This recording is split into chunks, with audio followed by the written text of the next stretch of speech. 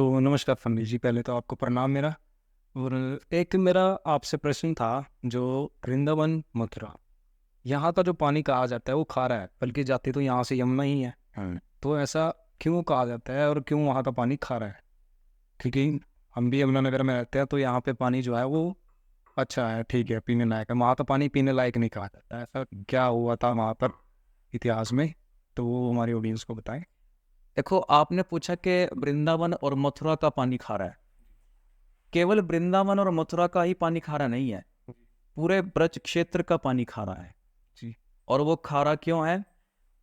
जो साइंटिस्ट हैं, हमारे वैज्ञानिक हैं, बहुत ही उन्होंने प्रयास किया पता करने का कि ये पानी खारा क्यों है।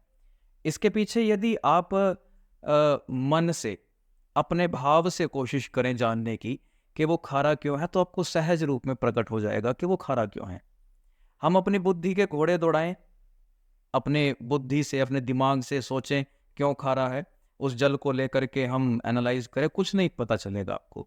लेकिन आप भाव से, भगवान की भक्ति यदि आपके अंदर हो, भाव हो आपका एक बहुत ही सहज भाव, तो आपको मालूम पड़ेगा कि वो पानी, वो जल खारा क्यों है। हमारी यशस्वी श्रीमती हेमा मालिनी जी मथुरा की सांसद हैं। तो जब वो मथुरा की सांसद बनने के लिए उन्होंने प्रयास किया, तो उन्होंने सबसे पहले यही कहा कि मैं सबसे पहले यहाँ जल की जो स्थिति है उसको ठीक करूंगी। जी। जब वो सांसद के रूप में आई, संतों से, महात्माओं से मिली और कहा कि यहाँ सबसे बड़ी जो दिक्कत है, प्रॉब्लम है, वो जल की है, पानी की है। पानी खारा है, तो इसको मैं सबसे पहले ठीक करूंगी, सारा जल जो है ब्रज का मैं बदल दूंगी। ऐसा उनका वक्तव्य था एक। तो उन संतों ने कहा उनको, श्रीमती हेमा मालिनी जी को, कि आप भले ही जल के बारे में बता रही हैं, लेकिन आप एड़ी चोटी तक का जोर लगा लेना, पानी नहीं बदलेगा, जल नहीं बदलेगा। क्यों? आप श्रीमद् भागवत में यदि भाव रखते हो, विश्वास रखते हो, तो उसमें गोपी भाव है। एक जी। एक गोपियों की चर्चा है, माँ यशोदा की चर्चा है, नंद बाबा की, भगवान श्री कृष्ण के अनेक सखाओं की चर्चा है। तो एक आप याद करें कि जब भगवान श्री कृष्ण बाल्य अवस्था में यमुना जी में कूदते हैं अपनी गेंद को लाने के लिए, ऐसी छोटी छोटी अनेक लीलाएं भगवान करते हैं। लेकिन जब कंस के द्वारा भेजे गए एक दूत ने और भगवान को वापस बुलाया गया मथुरा, जी। अक्रूर जी आए थे लेने के लिए, लेकिन अक्रूर जी के साथ भगवान चले गए मथुरा। उससे पहले भी कई आए, पूतना आई, अघासुर आया, बकासुर आया, तृणाव्रत आया, भगवान किसी के साथ नहीं गए। अक्रूर जब आए, अक्रूर आए तो भगवान को जाना पड़ा। क्यों? क्योंकि जितने पहले आए थे वो सब क्रूर थे, लेकिन अब जो आए हैं वो अक्रूर हैं, उनके अंदर क्रूरता नहीं है। वो भगवान को भाव से लेने के लिए आए। उनको मालूम था कि कंस की मंशा जो है ठीक नहीं है, लेकिन फिर भी भगवान उनके साथ गए। हम अपने लक्ष्य पर आए, पानी खारा क्यों है। भगवान जब चले वहां से, तो माँ यशोदा ने कभी भी अपने लाला कन्हैया को एक क्षण के लिए भी अपने से दूर नहीं किया, एक सेकंड के लिए भी वो कभी दूर नहीं गए। गैया, गायें चराते थे भगवान वृंदावन में, गोकुल में, तो उन्होंने भी कभी भी नंदलाल को अपने से दूर नहीं किया, बाबा नंद ने नहीं दूर किया। इतना वहां पर इतना वात्सल्य है माँ यशोदा का, नंद बाबा का। और उनके बाद गोपियां, जो गोपियां आज के समाज में जो बच्चे हैं वो कह देते हैं कि गोपियों के साथ रास किया, वो गोपियां साधारण नहीं हैं। इन गोपियों के ऊपर भी हम बाद में चर्चा कर सकते हैं। वो गोपियां राम अवतार की, दंडारण्य की, उस वन की ऋषि मुनि हैं, जो भगवान से प्रेम करती हैं राम अवतार से ही। राम अवतार में ऋषियों ने कहा कि हम आपको आलिंगन, आपसे प्रेम कर रहे हैं, प्रेम करना चाहते हैं, आप भी हमें अपनी भुजाओं में लीजिए। तो जब श्री राम ने कहा कि हाँ बिल्कुल, हनुमान को भी तो लेता हूँ भुजाओं में अपनी, तो आप आ जाइए, लक्ष्मण को भी तो गले लगाता हूँ।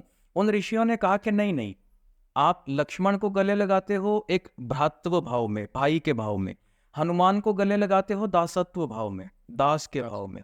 लेकिन हम ऐसे नहीं गला लगना चाहते, हम गले लगना चाहते हैं, हृदय से लगना चाहते हैं, जैसे आप जानकी जी को लगाते हो।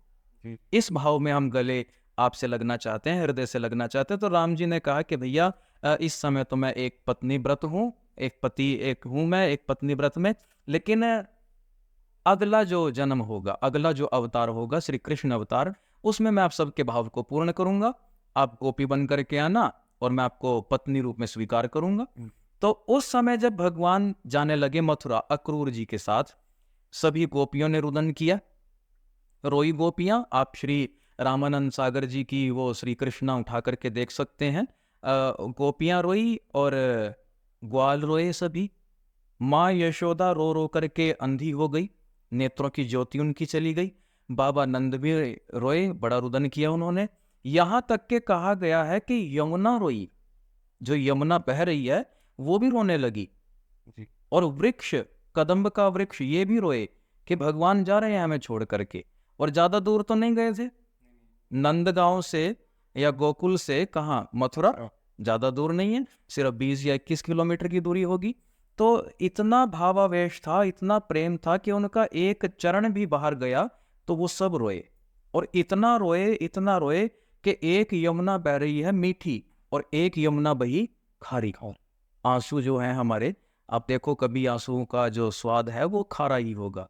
तो इतनी पनारे बहे, इतने आंसू बहे कि वो आंसू अब तक है नीचे, धरती ने वो अब्जॉर्ब किए, सोखे वो धरती ने। तो उस आंसुओं का ही जल है वो, आंसू मिश्रित जल है गोपियों का। और वो जो वृंदावन का जल है वो साधारण नहीं है, वो एक प्रेमाश्रित जल है, अश्रु मिश्रित जल है गोपियों का। वो प्रेम है जो जल से मिल करके बाहर आ रहा है। ऐसा संत भी कहते हैं कि वृंदावन का पानी जो है वो नशा देता है। वहां कोई भूखा सोता नहीं, वो खिला देता है। वृंदावन में कोई भूखा सोता नहीं, वो खिला देता है। और ये गजब की बात है कि वृंदावन का पानी भी नशा देता है। नशा करने के लिए लोग और जगह भटकते होंगे, कहीं मैं खाने में कहीं, लेकिन वृंदावन आप जाओ, वहां का आप जल भी यदि पिए तो भगवान के प्रेम का नशा आपको प्राप्त होगा। तो वो खारा इसीलिए है कि वो गोपियों के अश्रु हैं, माँ यशोदा के आंसू हैं, जो भगवान के जाने के बाद बहाए गए। और जब उद्धव जी आए वापस, उद्धव चरित्र है, एक भगवान के सखा हुए, वो वापस आए, उन्होंने देखा कि यमुना तो बह रही है लेकिन एक यमुना और बह रही है, ये क्या है। तब उन्होंने पूछा कि ये क्या है, तो सब ग्वालों ने बताया कि आप पूछते हो ना कि बाबा नंद का घर कहाँ है, तो आप इस खारी यमुना के किनारे किनारे चले जाए, जहां से ये आ रही है, जहां से इसका उद्गम स्थल है, वही बाबा नंद का घर है। तो कहने का तात्पर्य है कि वो आंसू हैं उन भक्तों के, उन गोपियों के, माँ यशोदा के, बाबा नंद के। और माँ यशोदा जैसी अनेक गोपियां थी बूढ़ी, जो लाला कन्हैया को बच्चे की तरह प्रेम किया करती थी। तो वो उन सब के आंसू हैं, वो जल नहीं है साधारण। आप ब्रज से बाहर चले जाएं, फिर आपको नॉर्मल पानी मिलेगा। आप ब्रज के अंदर आ जाएं, जितने भी पशु थे, पक्षी थे, यहाँ तक के उनके आंगन के वृक्ष पौधे, सब के सब रो रहे थे जब भगवान वहां से गए। तो देखो कितना मात्रा में जल वहां इकट्ठा हुआ होगा। तो वही आंसू है, वही खारा जल है, इसमें कोई वैज्ञानिक कारण नहीं है।